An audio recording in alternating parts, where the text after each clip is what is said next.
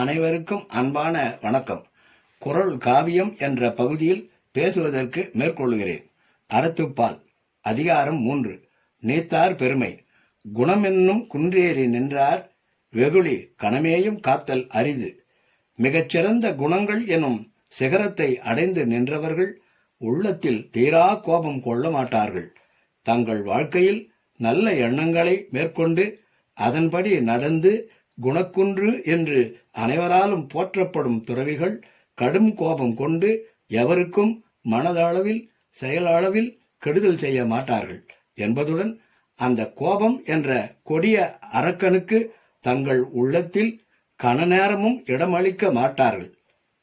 அதாவது ஆசை, பாசம் இவைகளை துறந்தது போல கோப தாபங்களையும் வெறுத்து அதையும் நீக்கி அன்பின் வடிவமாக, அமைதியின் பிரதிபலிப்பாக, மன ஆற்றலின் இருப்பிடமாக திகழ்வார்கள் என்பதனை திருவள்ளுவர் பெருந்தகை குணமென்னும் குன்றேறி நின்றார் வெகுளி கணமேயும் காத்தல் அரிது என்ற குறளின் மூலம் கூறுகிறார்.